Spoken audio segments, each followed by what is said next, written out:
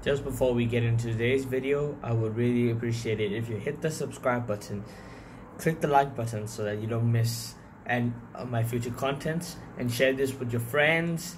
And of course, don't forget to follow me on Twitter and Instagram. Now let's get into today's video.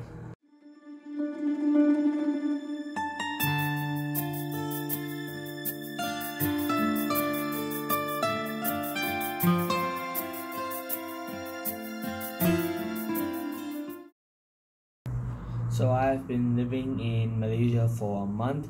Okay, let's just cut out the country part. I've been living by myself alone, and so for like a month, away from family, away from friends. And so far I had my pros, I had my cons.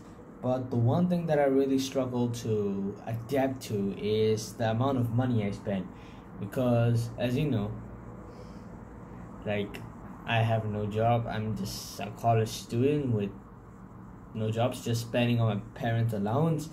And the big thing is, you can't just ask from, like, when I'm back home, you can just ask money from my parents whenever you want, wherever you want, and you get it firsthand.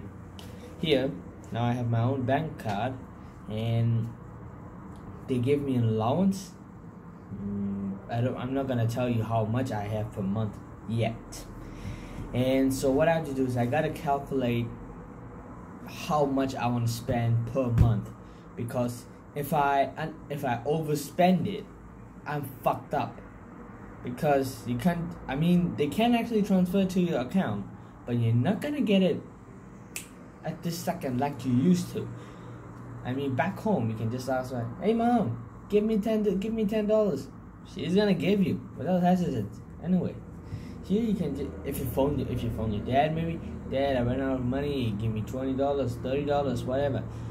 He isn't gonna do it directly. I mean, it's not the same. And so who in their dignity would ask that? I mean, personally, I don't really ask for my parents' money like in the middle, so it's actually quite hard. And sometimes I actually overspend a lot as well. This thing costs 349 ringgit. That's like 30% of my entire allowance per month. And that's like 70% all left. And I also had to buy the lab coat for my chemistry, which is 40 ringgit, which is 4%. Yeah. And then I had to buy a few stuffs. I had to buy bread every week. I got to buy some snacks every week. Lunch. Sometimes when I go to like Burger King and stuff, that's like 10 ringgit. So that you gotta balance it out. Sometimes you might eat a heavy lunch, maybe 10 ringgit, 15 ringgit, which is, let me check what that is in dollars.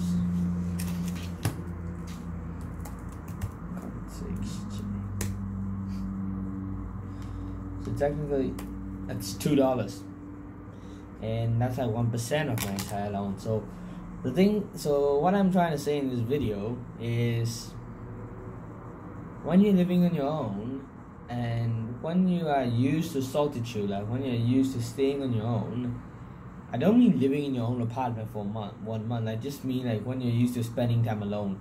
That thing isn't the problem. The problem lies in your wallet. You gotta manage your money well. If there's no problem in underspending, like when you have 1,000 ringgit, let's say, for allowance, but you only spend 200 or maybe even 500 only, and that's good. But even this month, there's 11 days left, and I only have 200 left. I fucking spent a lot on a headphone, on an earpiece, and a lab coat. That is like too much. And that's all I want to say about this video. That's so far my track record for a month. Everything else is okay. Health is fine. Relationship issue is fine. Work, I'm not being pressured. I mean, I'm doing walk on the go, so it's actually quite fine. And the only thing that's fucking me up is money issues. And that's because I've run out. But according to according to the scale I set a goal for myself, it's right now below par, not even on par. And so that's one thing. So I have no question for you guys today. So I've been checking back in. It's been like a month since I actually last did a YouTube video, so just checking back in. Hope you guys are well, and hopefully I'll make a video next week, and let's see if I can find another amazing topic. Until then, peace.